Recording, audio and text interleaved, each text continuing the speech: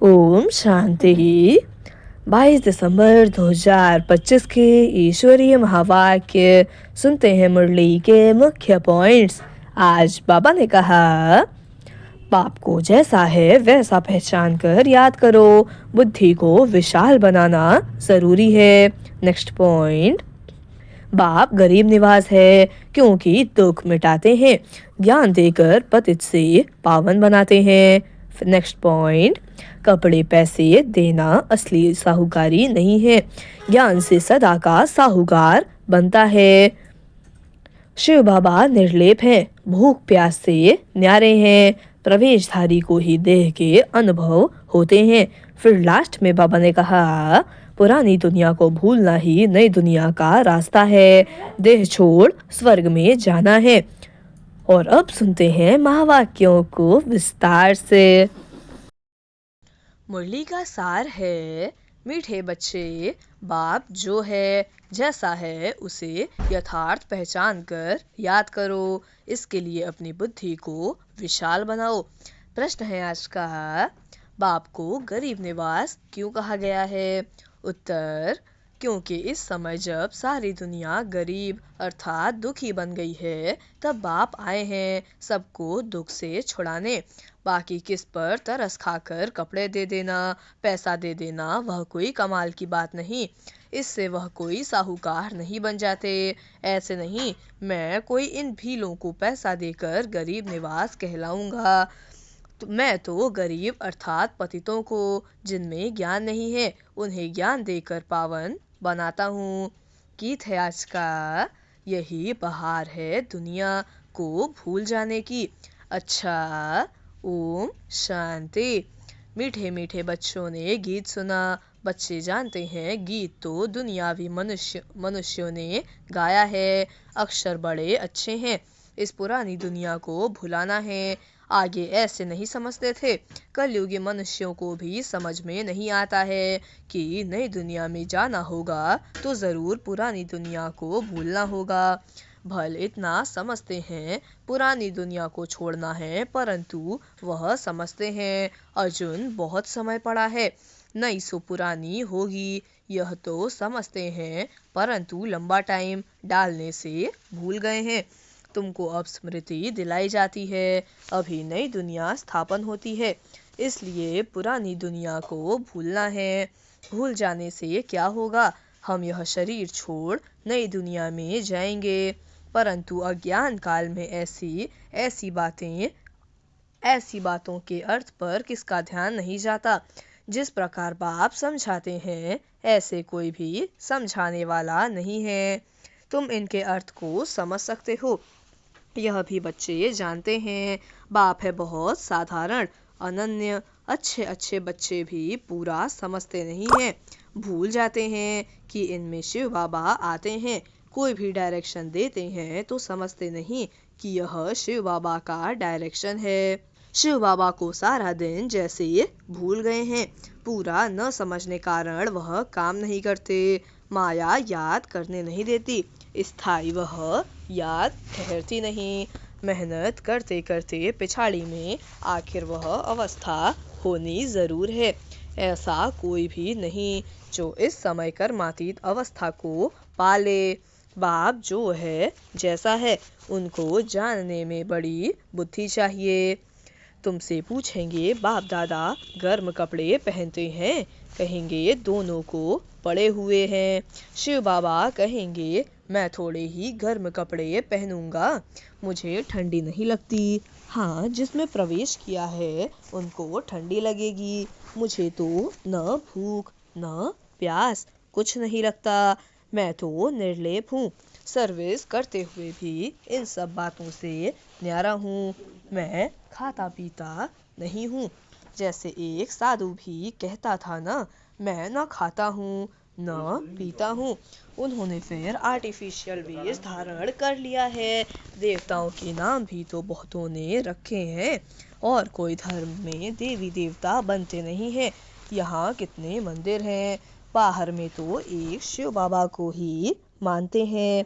बुद्धि भी कहती है फादर तो एक होता है, फादर से ही वर्षा मिलता है, तुम बच्चों की बुद्धि में है कल्प के इस पुरुषोत्तम संगम युग पर ही बाबा से वर्षा मिलता है। जब हम सुख धाम में जाते हैं तो बाकी सब शांति धाम में रहते हैं। तुम्हारे में भी यह समझ नंबरवार है।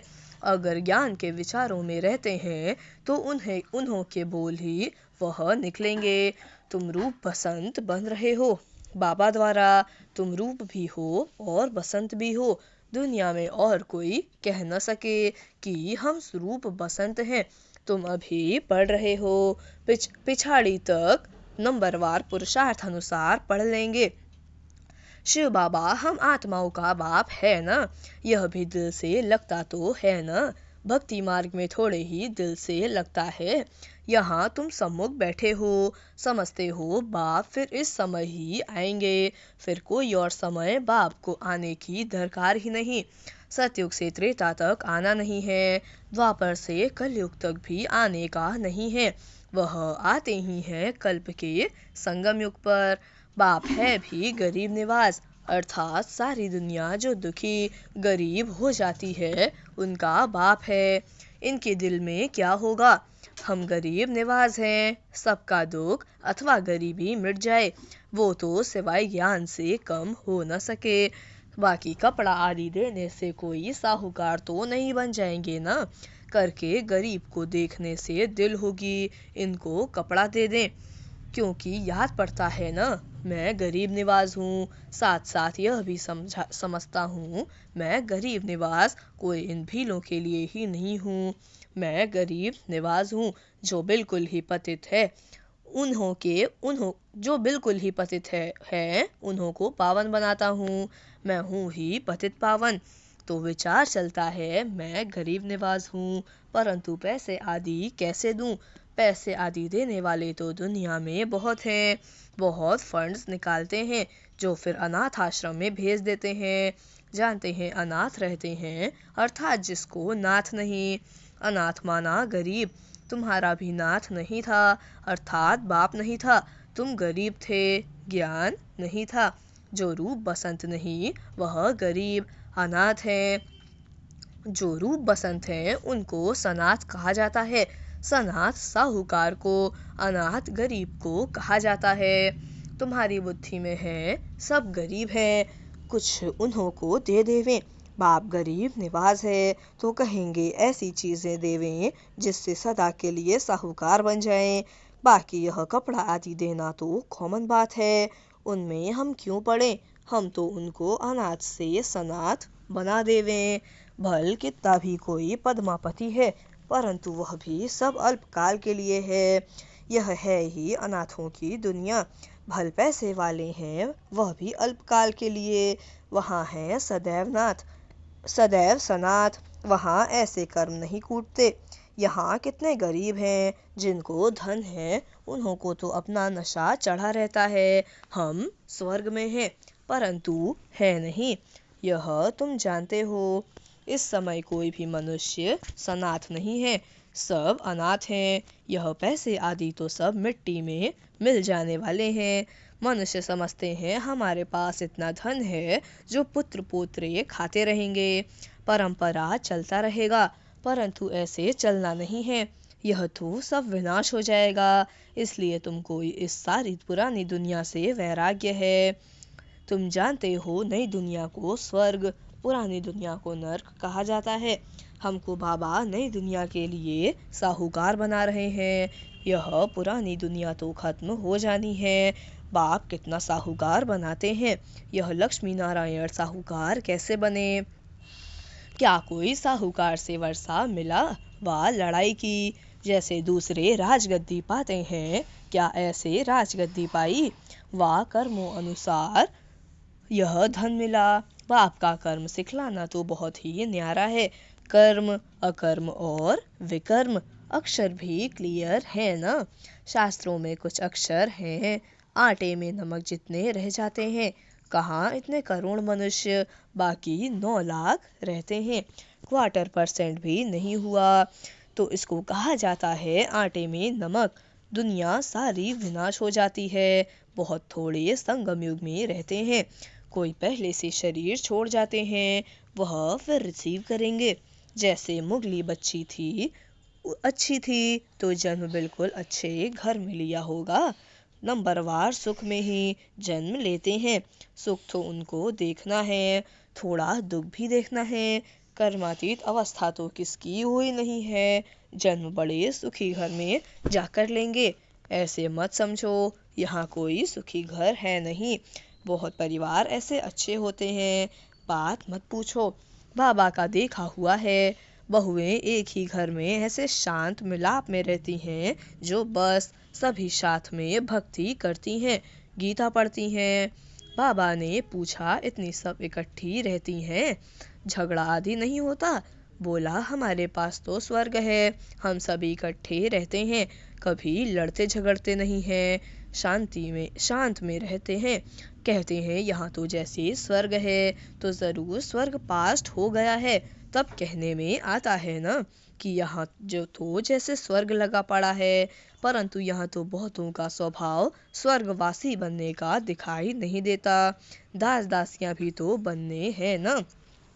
यह राजधानी स्थापन होती है, बाकी जो ब्राह्मण बनते हैं वह दैवी घराने में आने वाले हैं, परंतु नंबरवार हैं। कोई तो बहुत मीठे होते हैं, सबको प्यार करते रहेंगे, कभी किसको गुस्सा नहीं करेंगे। गुस्सा करने से दुख होता है, जो मनसा वाचा और कर्मणा किसको दुख ही देते रहते हैं, उनको कहा जाता है दुखी आत्मा। जैसे पुण्य आत्मा पाप आत्मा कहते हैं ना, शरीर का नाम लेते हैं क्या, वास्तव में आत्मा ही बनती है। सब पाप आत्माएं भी एक जैसी नहीं होती हैं, पुण्य आत्मा भी सब एक जैसी नहीं होती, नंबरवार पुरुषार्थ अनुसार होते हैं। स्टूडेंट खुद समझते होंगे ना कि हमारे कैरेक्टर्स अवस्था कैसी है, हम कैसे चलते हैं, सबको मीठा बोलते हैं, कोई कुछ कहे, हम उल्टा सुल्टा जवाब तो नहीं देते हैं। बाबा को कई बच्चे कहते हैं, बच्चों पर गुस्सा आ जाता है, बाबा कहते हैं जितना हो सके प्यार से काम लो, निर्मोही भी बनना चाहिए। यह तो बच्चे समझते हो, हमको यह लक्ष्मी नारायण बनना है।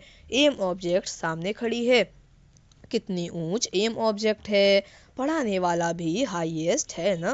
श्री कृष्ण की महिमा भी कितनी गाते हैं, सर्वगुण संपन्न, 16 कला संपन्न। अब तुम बच्चे जानते हो हम वह बन रहे हैं, तुम यहाँ आए ही हो यह बनने के लिए।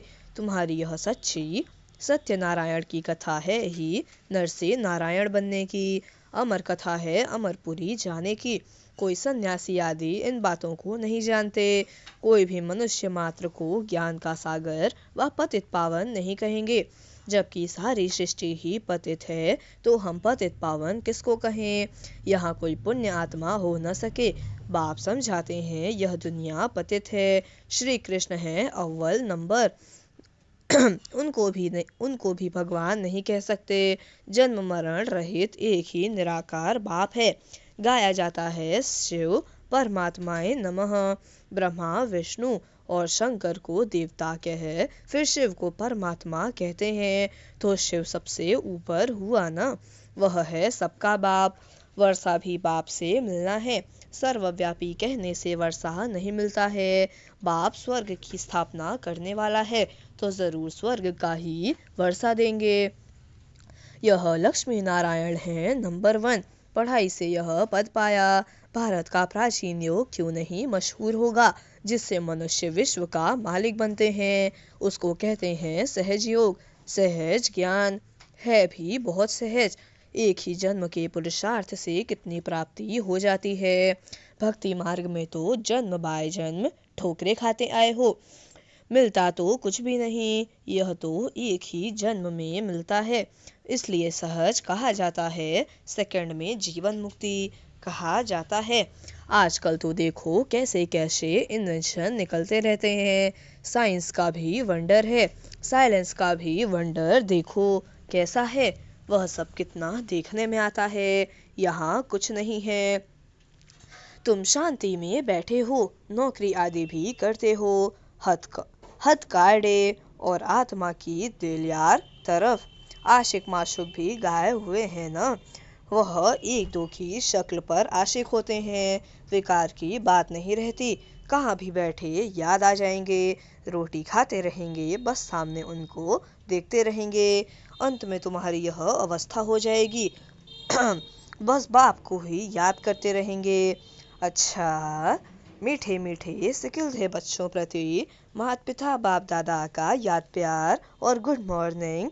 रूहानी बाप की रूहानी बच्चों को नमस्ते। हम रूहानी बच्चों के रूहानी माता पिता बाप दादा को याद प्यार और गुड मॉर्निंग। नमस्ते नमस्ते नमस्ते। शुक्रिया बाबा, शुक्रिया। धारणा के लिए मुख्य सार। पहले पॉइंट, रूप बसंत बन मुख से सदा सुखदाई बोल बोलने हैं, दुखदाई नहीं बनना है। ज्ञान के विचारों में रहना है, मुख से ज्ञान रत्न ही निकालने हैं। दूसरी पॉइंट, निर्मोही बनना है, हर एक से प्यार से काम लेना है, गुस्सा नहीं करना है, अनाथ को सनाथ बनाने की सेवा करनी है। वरदान है आज का, अपने फरिश्ते रूप द्वारा गति सदगति का प्रसाद बांटने वाले मास्टर गति सदगति दाता भव। अपने फरिश्ते रूप द्वारा गति सदगति का प्रसाद बांटने वाले मास्टर गति सदगति दाता भव। वरदान का स्पष्टीकरण है, वर्तमान समय विश्व की अनेक आत्माएं परिस्थितियों के वश चिल्ला रही हैं। कोई महंगाई से, कोई भूख से, कोई तन के रोग से, कोई मन की अशांति से। सबकी नज़र टावर ऑफ पीस की तरफ जा रही है। सब देख रहे हैं हाहाकार के बाद जय जयकार कब होती है। तो अब अपने साकारी फरिश्ते रूप द्वारा विश्व के दुख दूर करो। मास्टर गति सदगति दाता बन भक्तों को गति और सदगति का प्रसाद बांटो। स्लोगन है आज का, मन को इतना शक्तिशाली बना लो जो कोई भी परिस्थिति मन को हलचल में न ला सके। मन को इतना शक्तिशाली बना लो जो कोई भी परिस्थिति मन को हलचल में न ला सके। अव्यक्त इशारे। अब संपन्न व कर्मातीत बनने की धुन लगाओ। अब सेवा के कर्म के भी बंधन में नहीं आओ। हमारा स्थान, हमारी सेवा, हमारे स्टूडेंट, हमारी सहयोगी आत्माएं, यह भी सेवा के कर्म का बंधन है। इस कर्म बंधन से कर्मातीत, तो कर्मातीत बनना है। और यह वही है, यही सब कुछ है। यह महसूसता दिलाए आत्माओं को समीप ठिकाने पर लाना है।